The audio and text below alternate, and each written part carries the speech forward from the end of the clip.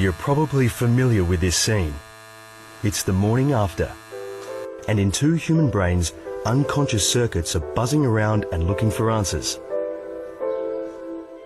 Like no other sphere of life, love puts us at the mercy of our automatic brain.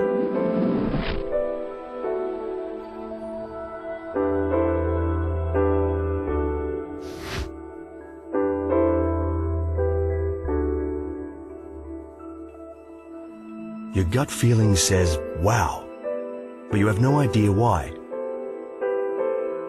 And you sure don't know exactly who the person is you just woke up with.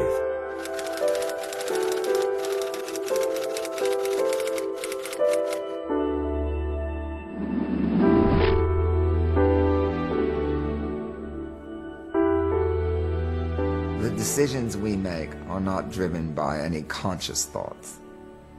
The really important decisions, for example, should I be with so-and-so woman? And you write down the reasons why you should be with her. And you write down the reasons why you should not be with her, and they're very long. And of course, you choose to be with her. And who's in charge here? I claim it's the unconscious mind.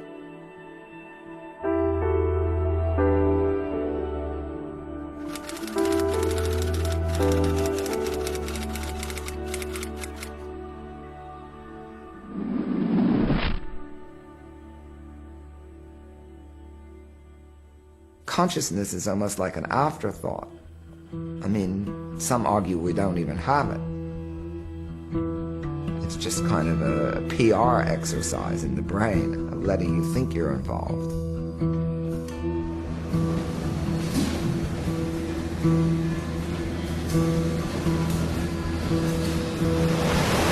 Ireland's west coast, an ordinary workday for Mickey Smith, surf photographer. No computer on Earth will ever master his job, because Mickey's workplace is constantly changing. Low tide and high tide modify his world in an endless loop, and every wave breaks slightly different than the one before. What keeps Mickey's head above water is a marvelous trick of our mind that scientists are just beginning to understand: human intuition.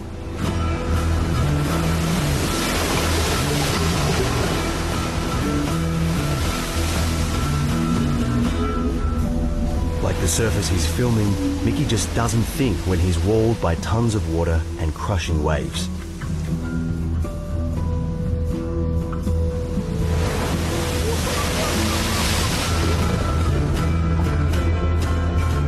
Mickey's brain just triggers incredibly fast routines, unconsciously calculating what will happen next and how his muscles need to react.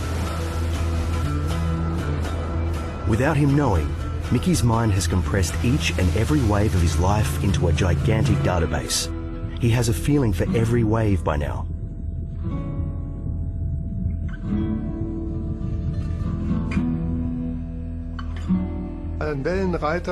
A surfer anticipates how the next wave is going to be and how he needs to adapt. In conscious mode, he would never be able to cope with such a complex, highly unpredictable environment. That would totally overwhelm us. Matthias Brand, professor at the University of Duisburg-Essen, studies the secret messages of our unconscious mind that guide our decisions.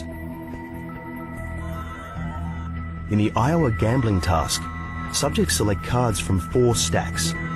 Meanwhile, perspiration is monitored on their skin, measuring even minimal stress reactions, much like a lie detector. There are good stacks that regularly provide small gains of money, and bad stacks that lead to losses. Slowly but surely, the subjects develop a preference for the good stacks, but only after more than 80 rounds can they explain why. Yet their brain knows better long before. After just 10 cards, Brand is already measuring stress reactions, preceding each choice from a bad stack.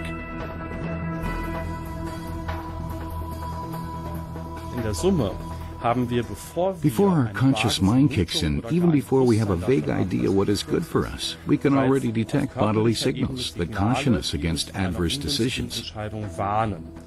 Those bodily signals don't originate from true bodily discomfort. They must be traced back to the excitement of our brain. That's the way our brain can lead us in our decision making. Dann wiederum wahrnehmen können und die uns sozusagen unsere Entscheidungen etwas lenken kann. Es beleidigt uns. We feel insulted that we are marionettes in the hands of our unconscious, which then decides when it's finally time for us to do something else, or think different thoughts. Even new conscious thoughts are fed to us by our subconscious.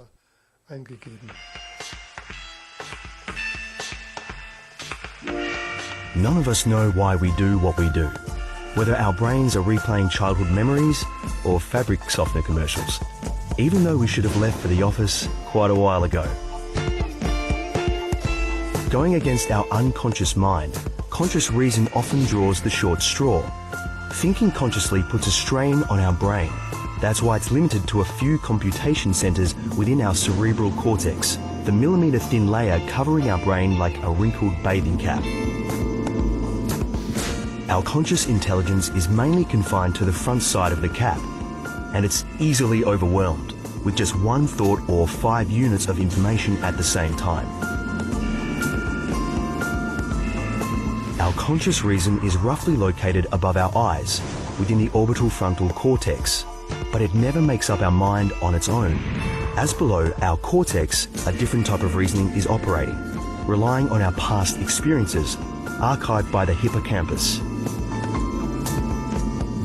Consciously, we might just recall fragments of childhood pillow fights, a bliss of love, or a choking fit, but unconscious memories determine what we do.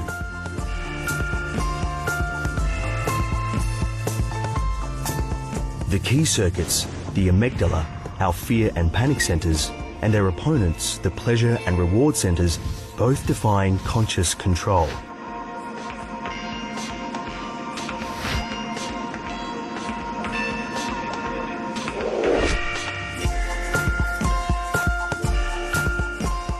These secret agents of our minds scrutinize the world outside before we become aware of it, and their reports are efficiently condensed as feelings.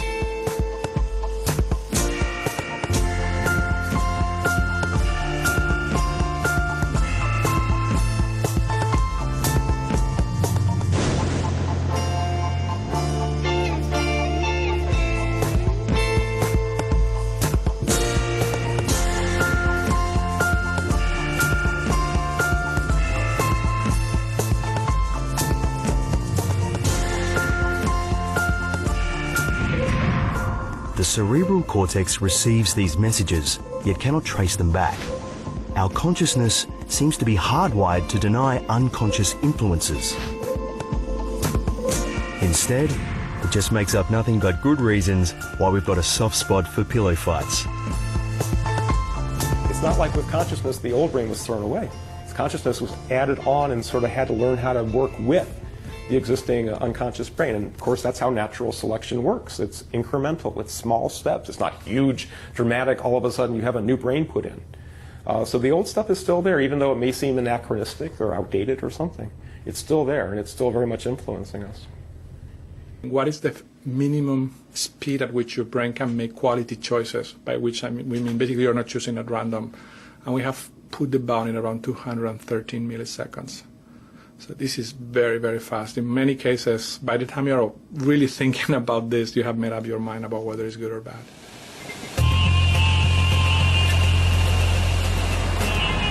Air Force pilots of the Richthofen fighter squadron are training above the North Sea off the German coast. When the F-4 Phantoms are flying at twice the speed of sound, jet pilots are pressed into their seats with up to 9 times the force of gravity. Up here you need particularly fine-tuned antennas for any short messages from your unconscious mind. The hardest decision is always, what exactly is the aircraft still able to perform at this very moment? How much leeway do I still have? In aerial combat, I need to judge in no time. Can I still try to bring down the enemy aircraft? Or is it smart to back down from this combat? As a jet fighter, you're supposed to make such decisions in a split second. Can I venture into this, or do I stay away? That's always the crunch point. the flight simulator at Whitman Air Base. Even experienced pilots are regularly trained here. What we call intuition doesn't come out of thin air. It's based on experience and on endless repetitions.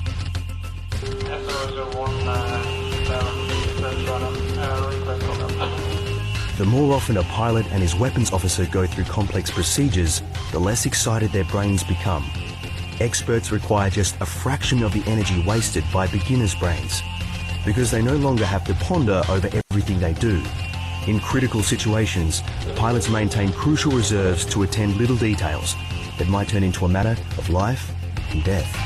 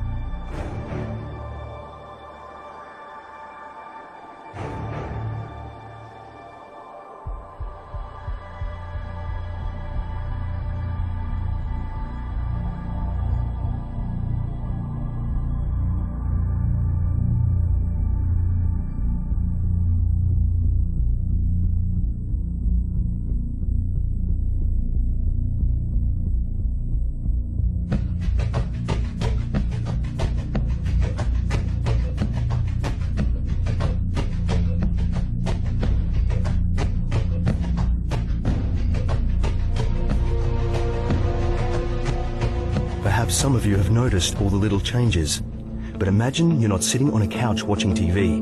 You're in an American jet fighter. Iraq War, March 28, 2003. Orange markers are supposed to identify friend or foe, but you'll mistake these markers for enemy rocket launchers because you've been told again and again there are no friendlies in the combat zone. Your codename? Popov 36. Popov 35 is flying next to you, and in a few seconds, you'll kill a British soldier.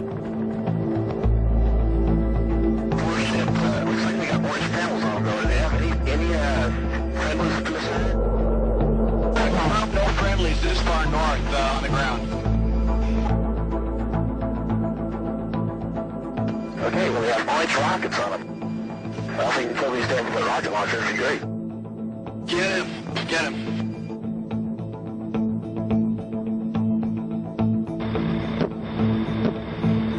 Good hits. Pop-off 3-4, aboard your mission. You've got, looks like we may have a blue-on-blue situation. God bless it. Those are friendlies on that side of the canal. Fuck. I'm gonna be sick. Yeah, this sucks. We're in jail, dude. God damn it. Fuck me dead.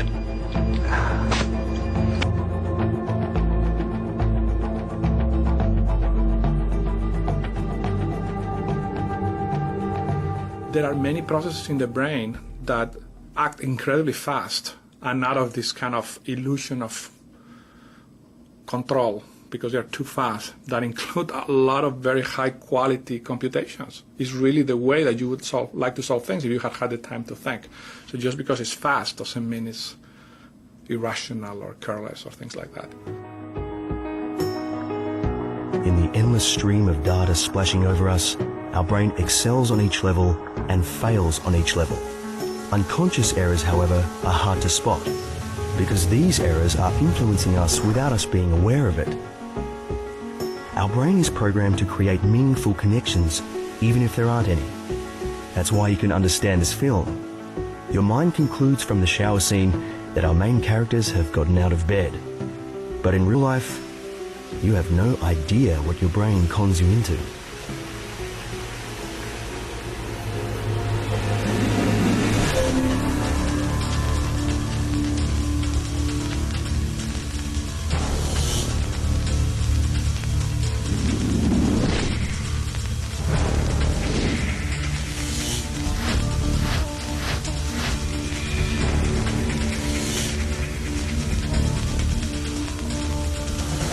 Did you choose 843?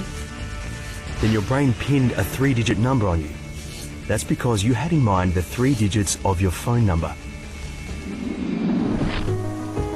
Experts call this effect priming, and we constantly fall victim to it. We fall in love with people after sharing a thrilling or dangerous experience. We spend more money at an auction after randomly contemplating high numbers. And even under the shower, we're not safe from being primed. We found that the lonelier a person was, the more often they take showers or baths, the warmer they like the water to be, and the longer they stay under the water. Now, what that says to us is that lonely people are replacing, are substituting the missing social warmth in their life that's making them lonely with physical warmth. And I'm sure it's not just from bathing. It could be my version is fires and fireplace. There may be other things, maybe a hot drink. In Yale, John Barge has tracked down the scary power of the unconscious. He proved, for instance, that we easily warm up to new acquaintances if we meet them over a hot drink, but tend to be more reserved holding a cold drink. John Barge is the undisputed expert on priming worldwide, and yet he is not immune to the effect. In a complex world, it usually makes sense that our surroundings and our immediate past influence what we're doing. But Barge came up with some astounding results. After a language test with words like wrinkles, grey, or hearing aid, even young students at Yale walked more slowly to the elevator. People sat in hard chairs or soft chairs and then negotiated. And people sitting in hard chairs took a harder line and didn't compromise as much in their negotiations. People in soft chairs took a softer line, were more compromising. People who held a heavier clipboard then thought the person they were evaluating was more serious about their work and was a more serious job candidate.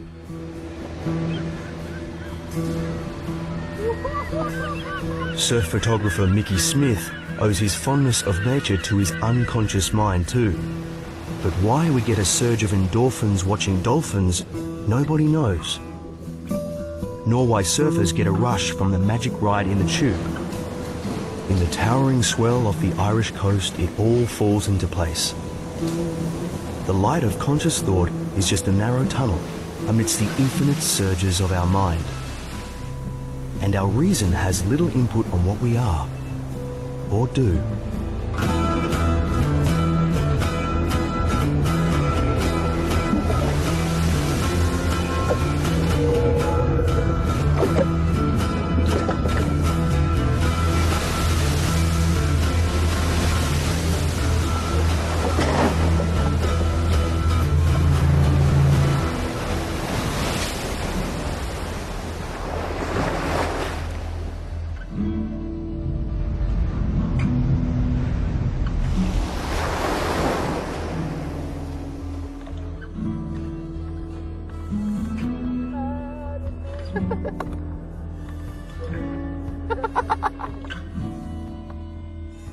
Intuition generally refers to our gut feelings. It generally refers, we have these intuitions, that we feel something is right or feel something is wrong.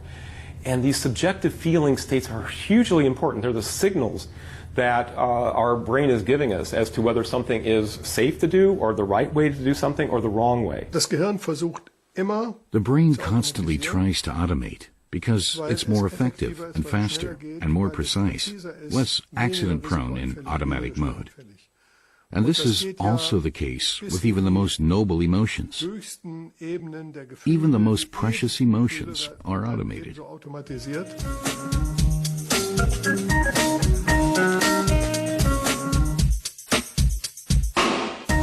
Whether we fall in love or play ball, we always learn from experience. If we had to consciously coordinate every movement, we would quickly conk out. Because thinking hard makes our brain burn as much energy as our muscles. The posterior parietal lobe is feverishly calculating trajectories of the ball and all fellow players. And our rational mind in the forebrain is consciously planning each and every move, setting off a long chain of command via the primary motor areas, cerebellum, brainstem, and spinal cord, all to the muscle fibers involved. Unconscious control is tiring and accident-prone as it slows us down.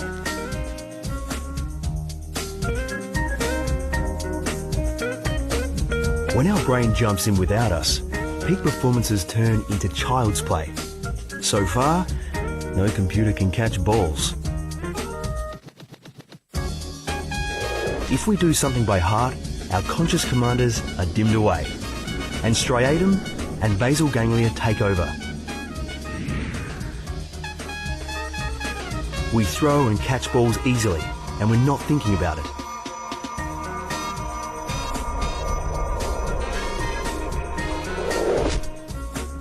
Or do you know exactly what your fingers do when you're catching a ball?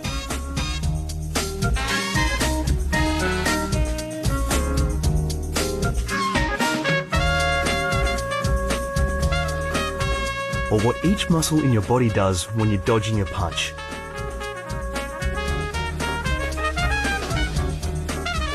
Well, you better not start thinking about it, because your brain may contradict itself. While the striatum is firing its automatic commands to the motor centers, your forebrain might come up with different ideas. Your motor centers are confused, you're getting slow, or making mistakes.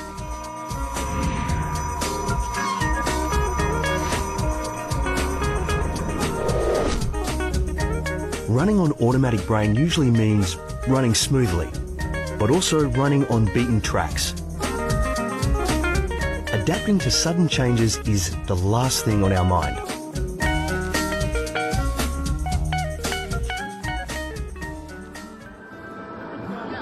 January 15, 2009. US Airways Flight 1549 ends with an unscheduled touchdown on the Hudson River. After losing both engines, Chesley Sullenberger, a former fighter pilot, decides to go straight for the emergency landing. Neglecting any time-wasting protocols, his intuition saved the lives of 150 people on board. On July 16, 1969, the whole world was spellbound watching one of mankind's greatest adventures, the start of the first manned mission to the moon, Apollo 11. But it might have failed without the intuition of Commander Neil Armstrong. The board computer was about to land the lunar module in a steep crater, but Armstrong, also a former fighter pilot, decided to switch to manual control.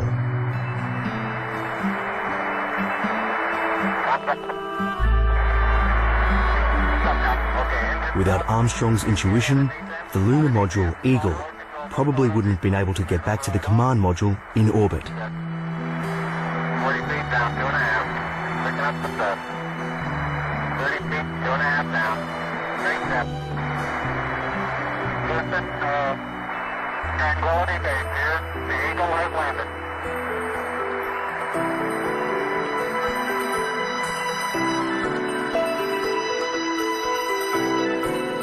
The fine line between intuition and failure can be incredibly thin.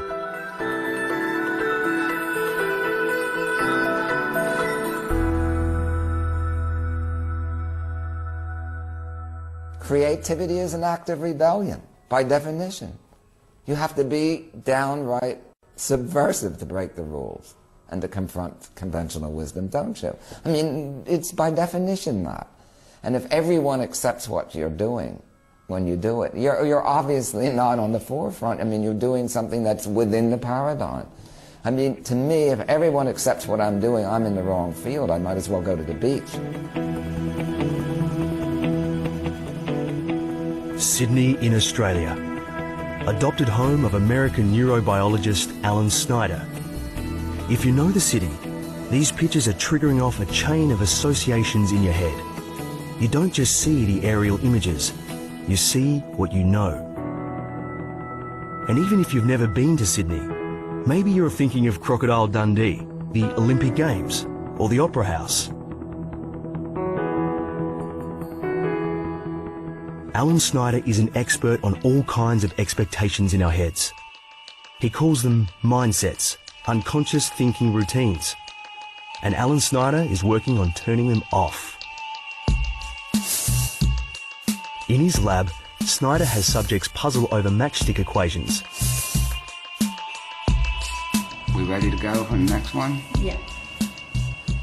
Once his colleague Richard Chi has set up a false equation, the subjects may only move one matchstick to get it right.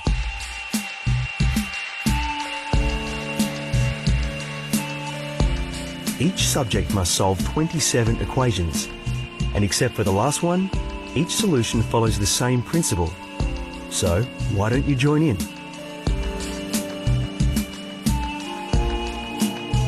Okay, let's do another. 2 equals 10 minus 13. At the beginning, it takes India a bit longer to figure out a solution, but her brain is already looking for a pattern. Soon she'll realise that she always has to change a Roman numeral 10 into a 5, or vice versa.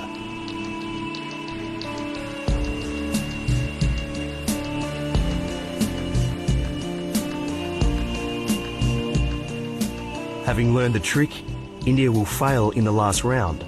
To solve this puzzle, she needs a different solution. But India is already blind to new ideas.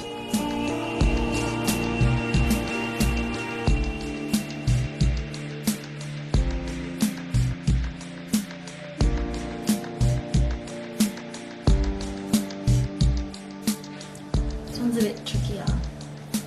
Well, keep trying. You have what long? 6 minutes to get it. Still only one matchstick. Yep, still only one matchstick on either side of the equation. Snyder believes that being an expert may also keep us from being creative. But he's discovered a way to undo the process. Isn't that fascinating that we're going to enhance creativity, not by exciting part of the brain, but by turning part of the brain off? India's head is being measured and then treated to 5 minutes of electrical impulses. The impulses are supposed to turn off a particular area in the left temporal lobe while stimulating the right lobe at the same time. If everything works out, India will be able to solve the equation afterwards. After just 5 minutes, all subjects were considerably more creative.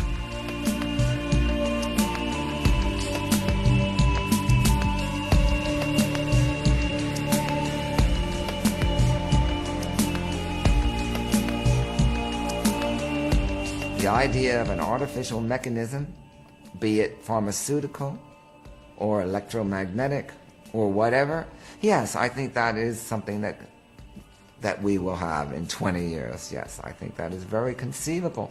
The ability to look at the world afresh. Marvelous tool, not just for scientific advances, not just for doing poetry, but also for relieving and prejudices of all sorts of kind that you can imagine, right? Seeing someone the way they really are. Unconscious filtering systems guide us through the turmoil of everyday life like an internal navigation system. Only in one specific case, our mind does just about everything to keep us from seeing others as they really are. When we fall in love.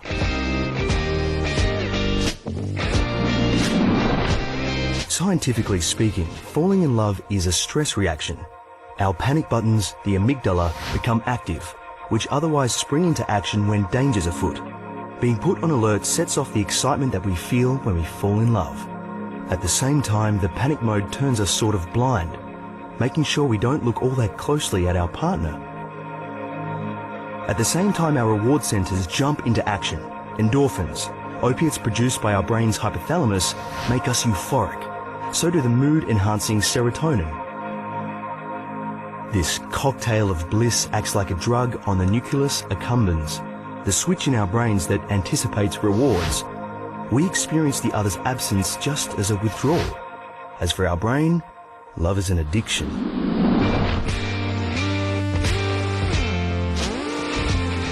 So we generously overlook that the love of our life doesn't even offer us a bread roll.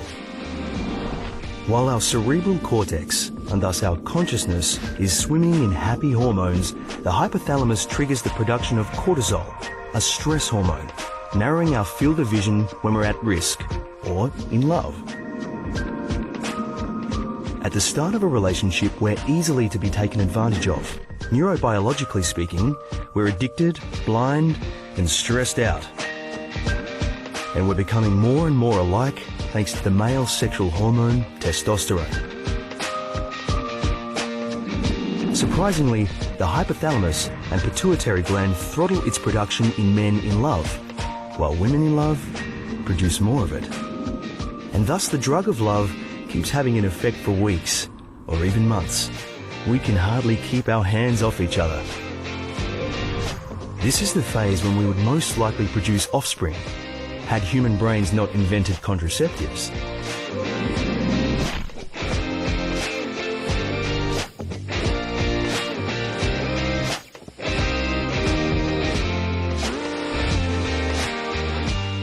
After 6 to 9 months, the ecstasy finally begins to fade. But if everything goes well, we're already on oxytocin by then, a pair bonding hormone that our pituitary gland produces during orgasm. Women also produce it when breastfeeding. Oxytocin doesn't create stress, but bonding, tuning us for long-term commitment, as our unconscious mind wants us to take good care of our offspring, even though consciously we would deny any such thought. You can walk into a room and find somebody extremely sexually attractive, and so you go to bed with them. And sure enough, while you're having sex with somebody, you're driving up dopamine in the brain, and then after orgasm there's a real spike of norepinephrine, very closely related to dopamine, and those two chemicals in the brain can push you over the threshold into falling madly in love with the person who you were just casually sleeping with. So you found them sexually attractive, and then the brain triggered these feelings of romantic love for the person. Helen Fisher studies brains in love using computer tomography. The anthropology professor lives in New York, but even in this modern metropolis, people are steered by prehistoric, completely unconscious circuitry. Dancers Rob and Sarah have been a couple for more than a year, and researchers can give them hope. Even after 20 years of relationship routine, Helen Fisher finds the same activity in the reward centers of the brains of happy couples. But why do we fall in love with certain people and not with others? In search of an answer, Helen Fisher questioned 28,000 people. She's certain there are 4 archetypes of brains determined by hormone levels in our heads. Explorers driven by dopamine and serotonin-driven nest builders fall in love with partners of the same type. Testosterone-driven directors, in contrast, fall for negotiators who are driven by estrogen. But none of this is conscious to us. You are carrying in your brain all kinds of unconscious mechanisms that are going to naturally draw you towards some people rather than others. Just by what they're wearing is going to signal their background, their educational level. Just the way they move their body is going to signal how much energy they've got. Just the way they move their face is going to, and even the shape of the face is going to indicate the amount of testosterone they've got, the amount of estrogen they've got. And the brain is so unconsciously calculating all of these things. Our brain makes decisions long before we do. In Berlin, John Dylan Haynes has proved that our brain is several seconds ahead of us. He studies human decision-making with magnetic resonance imaging, or MRI. Active neurons use more oxygen, and so the MRI machine lets scientists see which areas turn on when. Haynes asks our protagonist to complete a simple task.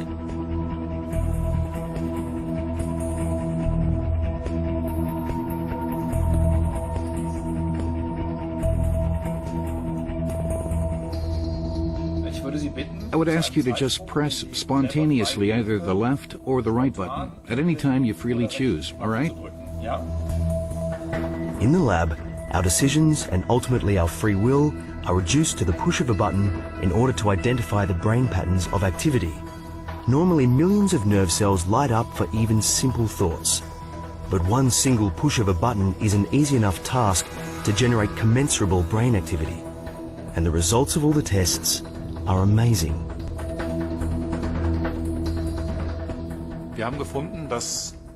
We found that the activity of the brain indicates what choice the test person is about to take. as long as 7 to 10 seconds prior to the conscious decision.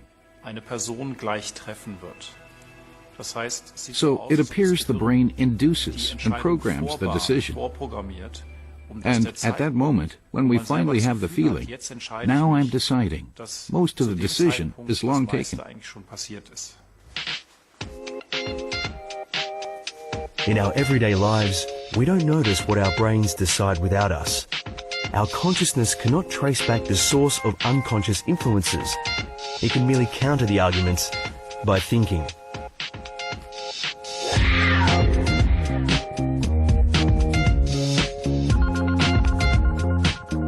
Which clothes we wear, which partner we choose, unconscious circuitry has always decided before we start thinking about it.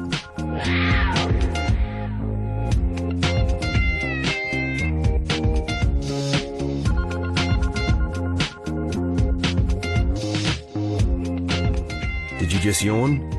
Yawning is contagious, an unconscious reflex. The more susceptible you are, the deeper your empathy with others. You read emotions into all gestures and faces.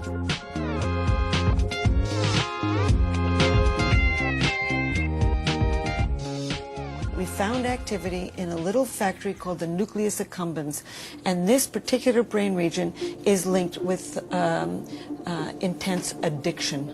And I had always maintained that romantic love was an addiction, a perfectly wonderful addiction when it's going well, and a perfectly horrible addiction when it's going poorly. Ich habe keine Lust mehr drüber zu reden, ganz einfach. Jetzt hast du keine Lust mehr. Erst sprichst du es an und dann wird's wieder unter den Tisch gefegt. Machst du auch ständig. Ich habe jetzt keinen Bock mehr drauf. Ach, keinen Bock mehr. Ja, gehen. Ja, dann schweigst doch wieder unter den Teppich. Was ist denn dein eigentliches Problem? Muss es jeder mitkriegen? Muss es jeder hören? Even when we argue with the person we love, unconscious circuitry is at work, allowing conflicts to escalate against our better knowing, or just by chance. Sometimes even the best reasoning isn't as important as the chairs we happen to be sitting on.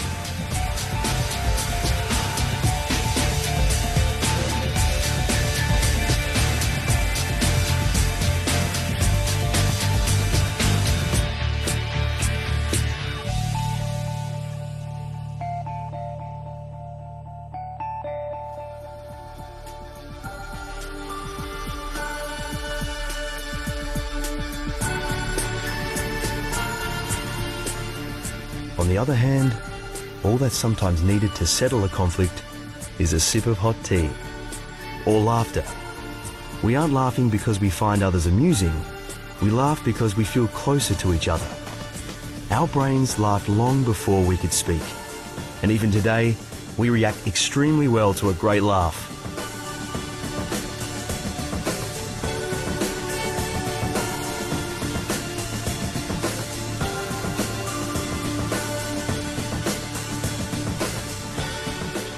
When you're trying to come up with a story to tell your daughter at night, and you're thinking about it cognitively, but the ideas just pop into your head. You're having a conscious experience and you have some feeling of control over what you're thinking, but if you're honest, most of the things are just pumping there, so into your conscious awareness. So I just feel that the interesting question is not to what extent is conscious versus unconscious, but to what extent are the computations able to generate adaptive choices, good choices. Antonio Rangel's laboratory in Pasadena studies why we buy what we buy, and why our minds experience pleasure when we eat or drink. Sometimes he gives his test subjects a special treat while they're lying in an MRI machine. Through a plastic tube, Rangel pumps samples of red wine right into their mouths. With every sample of Cabernet Sauvignon, the amateur wine testers are told the price of the bottle. However, Rangel is selling them the same wine twice. One time as a $90 wine and the other as a $10 wine.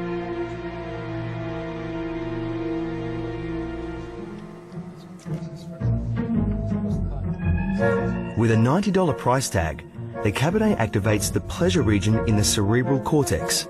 But with a $10 tag on the same wine, our brain has much less fun. Our consciousness takes note of the price, and that alone influences the taste, regardless of the wine's quality.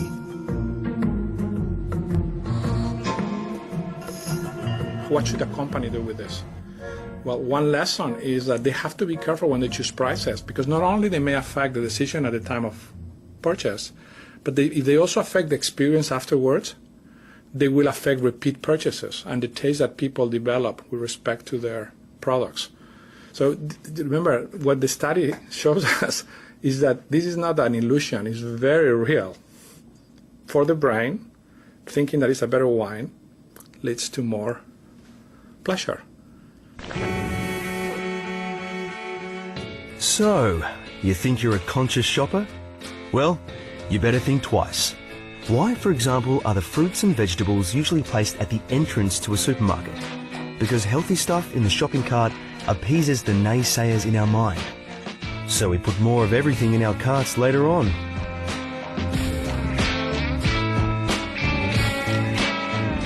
No matter what we put in the basket, our brain has already discussed it amongst itself before consciousness kicks in. The nucleus accumbens, both the factory and unconscious memory of all good feelings, indicates by increased activity that it's keen on those extremely sweet waffles. It knows that we love sugar and floods our brains with dopamine. And we really stock up.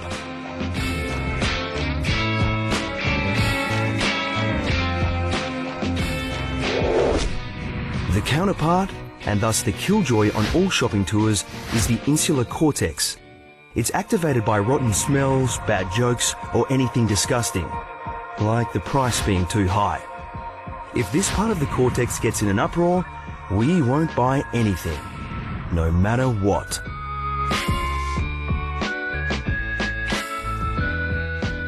The more excited our nucleus accumbens gets, the more we fill up our shopping cart. If the insular cortex is ahead by a nose, we get stingy.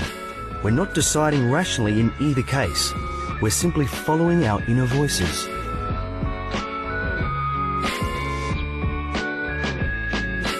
If we can't afford something we want to buy, the amygdala puts in a word as well. For this unconscious panic button, a potential loss is twice as worse as a potential gain, saving us from risky investments.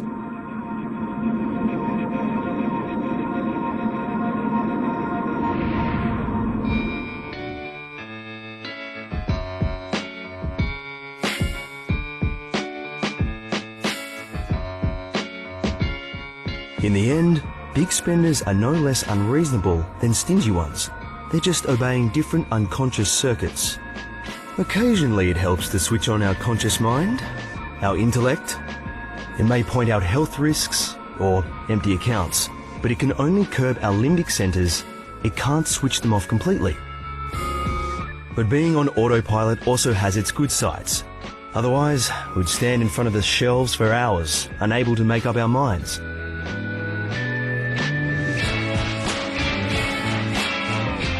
On autopilot, we're really fast, especially with all products we know from memory.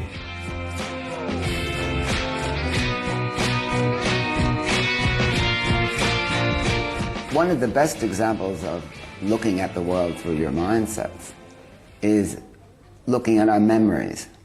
Our memories are not literal. They're reconstructed to fit a story. But Snyder wants to turn off our memories. Join the game. Tom, we're going to show you a number of objects on the screen, 12 of them, and then we're going to ask you if you've seen them before. So Richard's going to start the test now.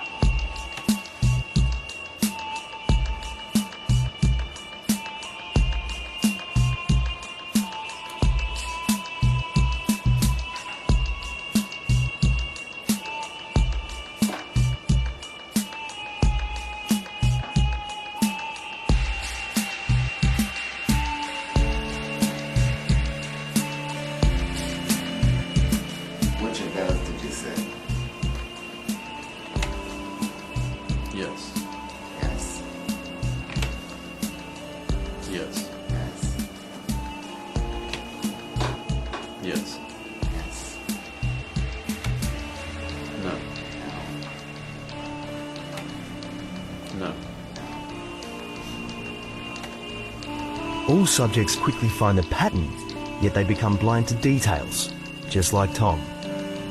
To switch off the unconscious filters that prevent him from seeing the world as it is, Alan Snyder and Richard Chi will paralyze Tom's left temporal lobe with electrical impulses.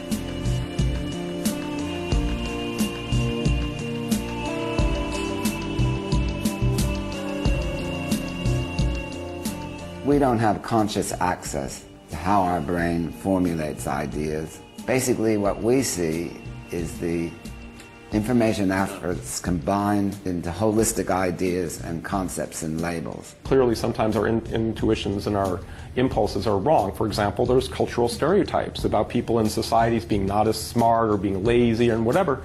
And as children, we're soaking in those cultural influences from TV, from our classmates, from our parents, and others, and they're sort of in there also as these implicit effects. So we have biases that shouldn't be there. The implicit association test reveals hidden prejudices we all have but would consciously deny. Subjects have to sort photos or terms into certain categories.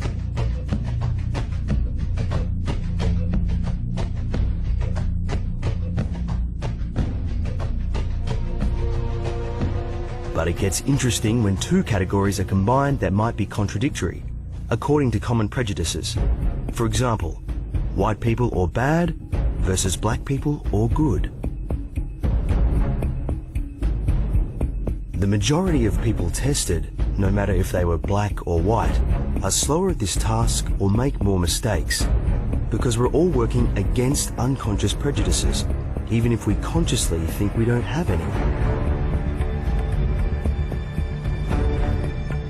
There are things going on that we don't intend, that we don't know why they're happening, and yet they're guiding our behavior. It's not very evolutionary advantageous to be able to think about everything slowly and look for novel solutions. I mean, we want to be fast at the familiar. So it's Mayday.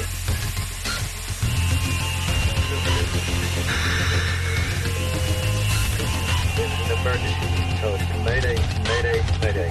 Down to 300. 300 remain.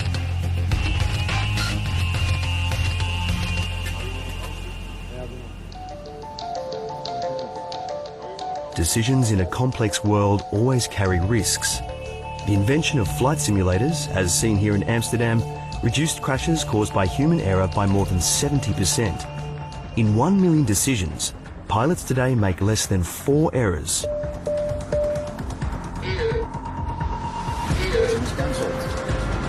Checklist, no memory items. Right generator fail was confirmed. If right main bus fail is also displayed, it's not. Then effect the generator on. That's because a simulator trains our brain to do what it can do best, processing thousands of data sets simultaneously and breaking down the results to an emotion. Our consciousness kicks in a split second later, and it can review the messages from below like a pilot checking the instruments in a cockpit. But like any aircraft instrument, even our automatic brain can be subject to failure. Maybe the best thing to do is make your decision, that's fine, but then make it somewhere else. Think about it somewhere completely different, or the next day, or somewhere else where it's a totally different set of these random influences. Now, if you make the same decision time 1, time 2, then you can be more confident about it. But you might not feel the same in this other situation because other kinds of things are operating. So if you reliably make this, when the context changes and all these primes and influences that we're talking about are a different set, and you still make the same decision, that's something maybe you can trust.